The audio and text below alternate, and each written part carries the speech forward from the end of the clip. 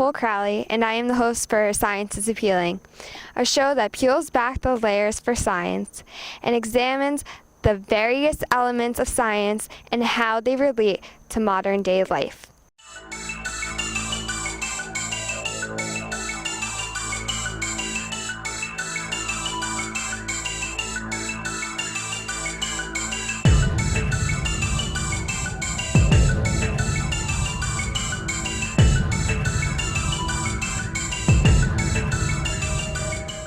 I am here today at the Vanderbilt Planetarium with our guest, Ken Spencer, the Vice President of the Astronomical Society of Long Island.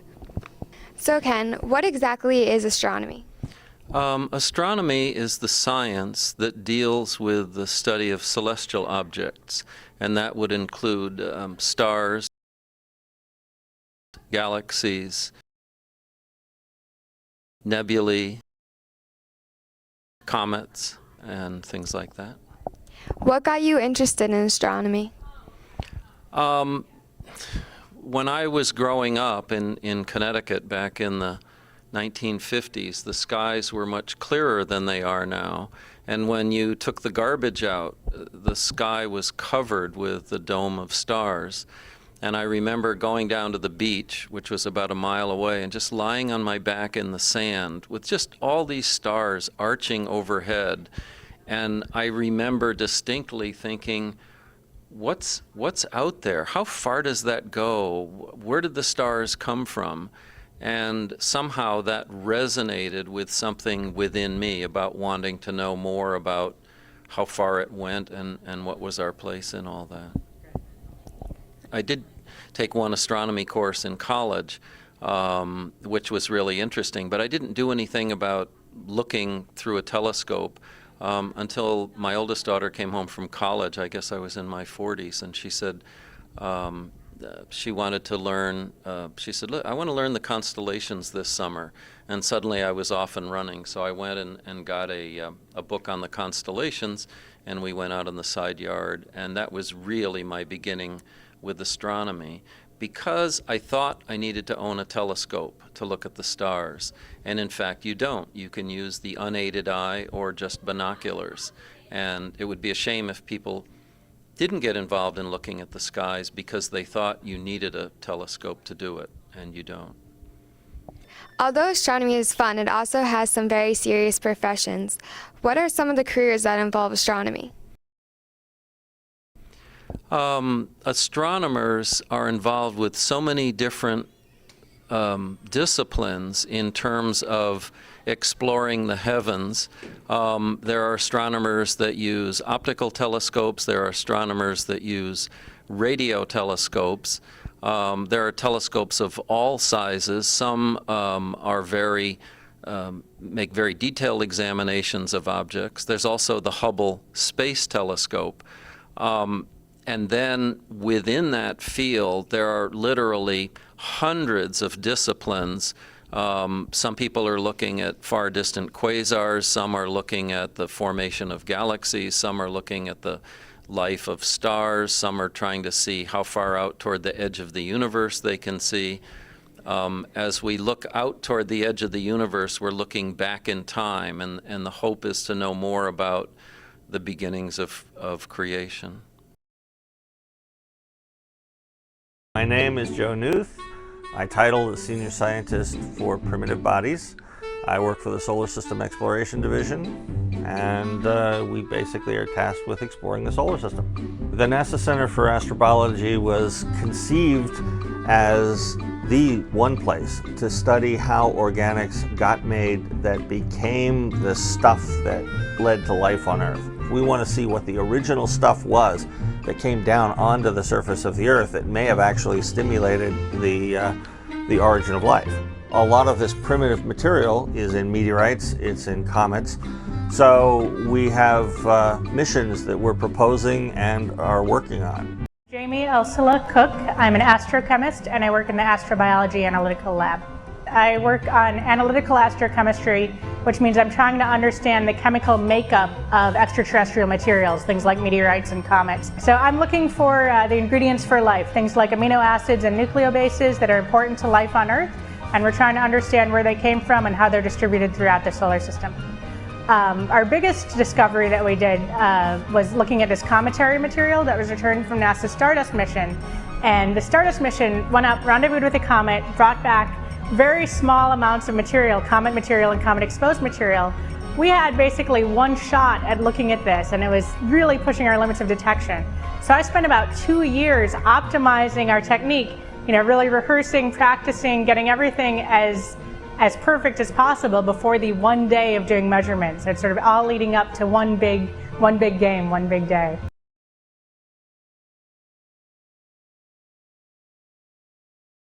I know it's harder to see stars in heavy polluted areas, but is it also harder to see stars on a full moon? Yes, it is. There's this layer of atmosphere above us, and when the moon shines into the air, the particles of air and dust and so on scatter the light. And so it's as if it puts a veil between us and the stars. So when the moon is out, generally we don't do observing. You can do planetary observing, like look at Saturn and Jupiter and Venus and Mars, because they're very bright. So the light in the sky doesn't affect those. What we will do is we will look at the moon, because it's an absolutely fascinating object. It's loaded with craters everywhere. It has been bombarded in its life, and it's a fascinating object to look at. So when it's too bright to look at the stars and the galaxies and nebula that we look at, then we take time to look at the moon. There's another issue that's a serious problem, and that's light pollution. And with the same air over us, when you have shopping centers with bright lights and sports stadiums, the light comes out of the light fixtures at those facilities and hits the ground or is not shielded and bounces up into the sky. And so for most people on Long Island, if you go outside at night and look up, you won't see the Milky Way. I mean, I think most of the population on Long Island has never seen the Milky Way until they go on vacation, and then they step outside their cabin or wherever they are, if they're in some kind of wilderness, or their tent, and it's like, wow, look at that, isn't that amazing? So light pollution is a major problem for both amateur astronomers and professional astronomers. Now, how can I tell if I'm looking at a star or a planet? One of the first things is that you have seen stars that twinkle on nights in the winter when it's cold or when the wind is blowing. So the stars twinkle coming through the atmosphere because they're a point source. A planet generally does not twinkle because instead of being a point of light, it's actually a disk. The other thing is that generally planets are either a lot brighter or a little bit brighter than the stars around them. But of course, for planets to look at, there's not that many. If you're looking at Mars or Saturn with the unaided eye, it's very hard to tell it from a star. Are there booklets that you can get as a guide for stargazing? There's a number of books that you can find in all kinds of places. Your local library is a great place to start, and a local bookstore is also helpful because you can look at the book and see what it looks like before you buy it. I'm a member of the Astronomical Society of Long Island, and we have a website, and on the website there's a link called Resources, and I list 4 books, 2 of which are really good for beginning astronomers. And that's based on the fact that a number of us have used these books over the years and find that for a beginner, they have enough information, but they're not overwhelming. I'm sure a lot of people are wondering, when is the next comet returning? Actually, it's interesting that you ask at this time because there's a comet due in October called Comet Hartley, and we should be able to see it very faintly with the unaided eye and better in binoculars.